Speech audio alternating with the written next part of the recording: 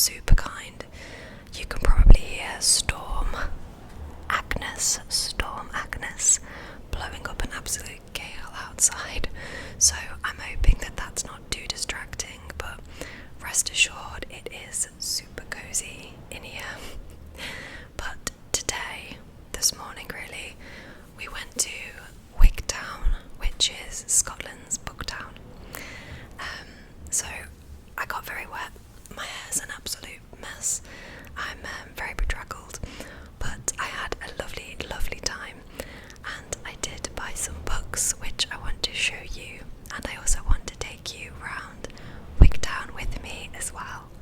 So this is a little leaflet that I picked up. It shows you all the different shops in Wigtown. I think I managed to get around most of them. It's so lovely.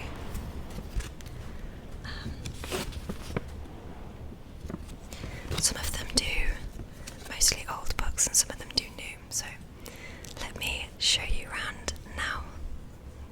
The bookshop is the largest in Scotland and has these cool pillars of books outside.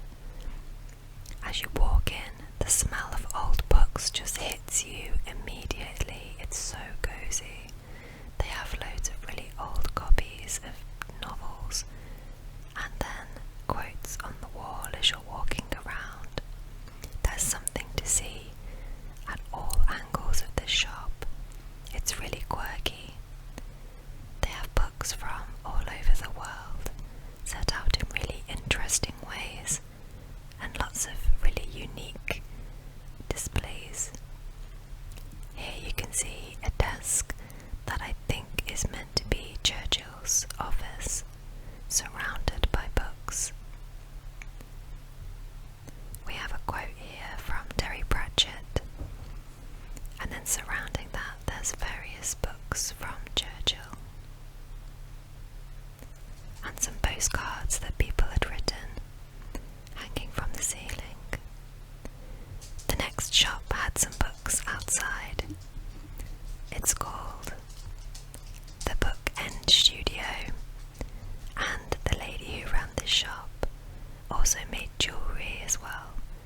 She made little tiny book earrings and had decorated this tree with Dunnock's DK grappers. It was kind of organised, wholesome chaos in this shop, which was very cute. I did try not to get people in the shop, but it wasn't always easy.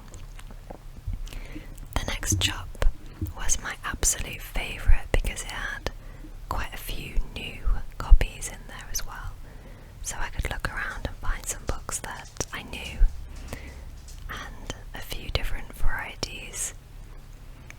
It was their 5th birthday, so they were doing mystery books, and here is where I came across one I was interested in, 1,000 Splendid Suns.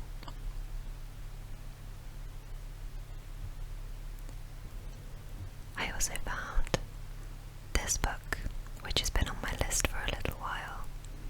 I was very intrigued by this one as well. It sounds great for the fall season. This is where we had lunch, and I think it was the best cafe in the whole place. It's called Reading Lasses. You can see me in the shot there. It's got these lovely comfy corners where you can just sit and read, and people were doing that. And then for lunch, I had broccoli and cheese soup, and you can just see the cakes displayed, just surrounded by books. It was amazing. This is called Bio Books, a clever name, and you walk through some little woodland area to find this lovely old style bookshop run by a lovely lady. Can you spot the cat which watched us all the way around? Very cute. They had a few folios as well, which were cool. New chapter books also had a few new releases and a few new books that I spotted that I liked the look of. At the back they had this room that again was like organised chaos. I'm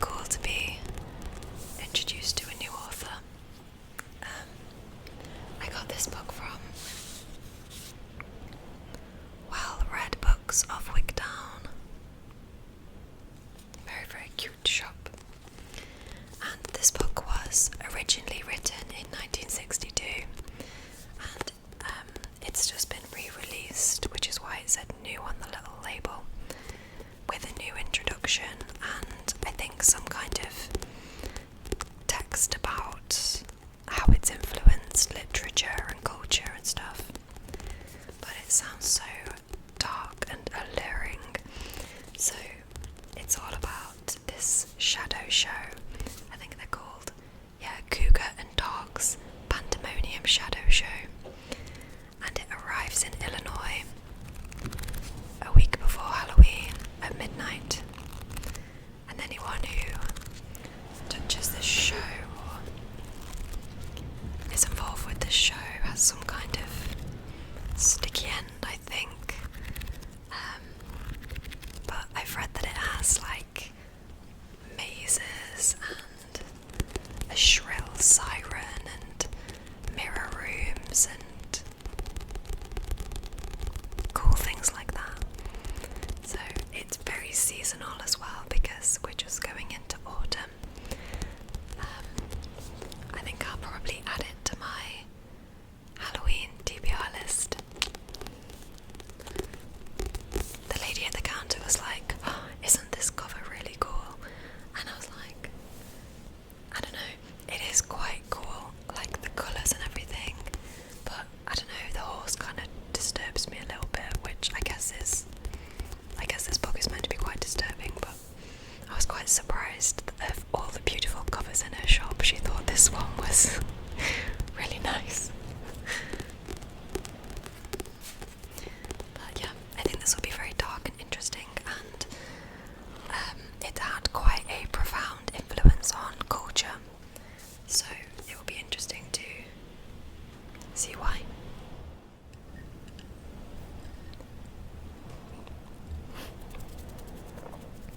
Oh my goodness, the storm is actually quite bad. I really hope that the Yeti isn't picking up too much of this noise because one of the chairs has just flown all the way across the balcony in the wind. Yeah, it's really picking up. I can see the waves like crashing in the background. Fingers crossed it's not too bad for you guys. But anyway, next book is 1,000 Splendid Suns by Khaled Hosseini. Now, I have read The Kite Runner by the same author, and I really, really enjoyed it.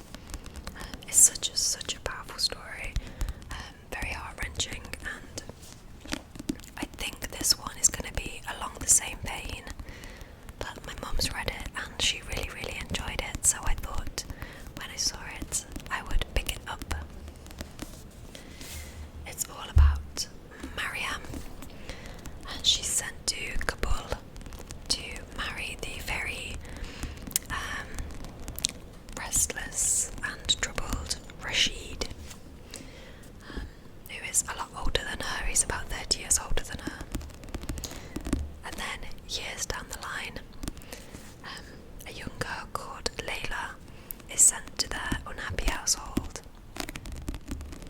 There's a climate of much unrest, but Mariam and Layla form this special kind of mother-daughter, sisterly friendship bond. And when the Taliban take over Afghanistan,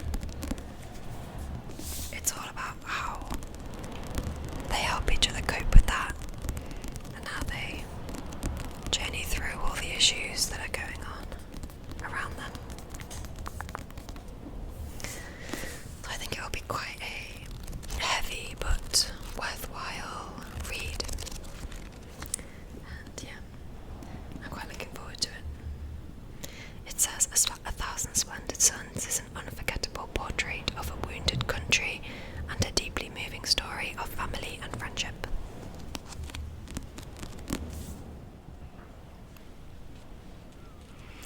I bought a mystery book. It's a hardback. Can you hear that? And it's a literary mystery.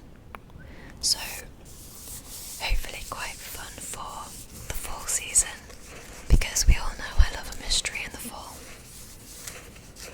And I thought it would be fun to open together. So it was only £2, so I'm not expecting a miracle here.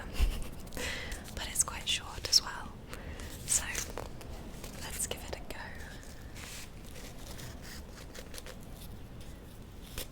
I love this brown paper that they've put on the wrapping. It just makes it so satisfying.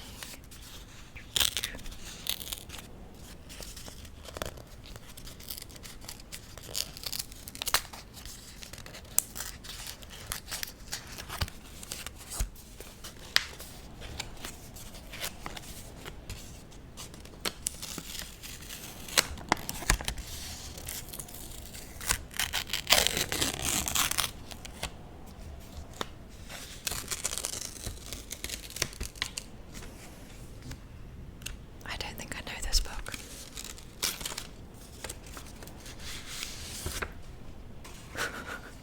What?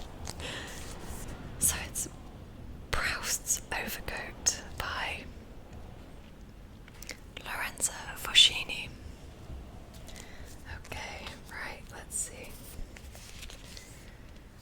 The story of the Overcoat begins with a chance meeting between an obsessive bibliophile, Jacques Guérin, the head of a French perfume house, and his physician, Dr. Robert Proust, brother of the late writer. Glimpsing the possibility of adding to his collection, Guérin stumbles into a tense and tangled relationship with the novelist's family who, embarrassed by Proust's writing and his homosexuality, are in the process of destroying the mountain of notebooks, letters and manuscripts they had inherited. Little by little, over decades, Guérin acquires Proust's remaining personal effects, including, eventually, a relic he had come to covet more than any other, the moth-eaten, otter-lined overcoat Proust had worn every day, and used as a blanket every night while writing in bed. Like the novelist's second skin, this coat was as close as Guérin could ever come to touching Proust himself. Oh my word. What have I purchased? I'll give it a go. I will give it a go. It actually sounds like quite a unique story, but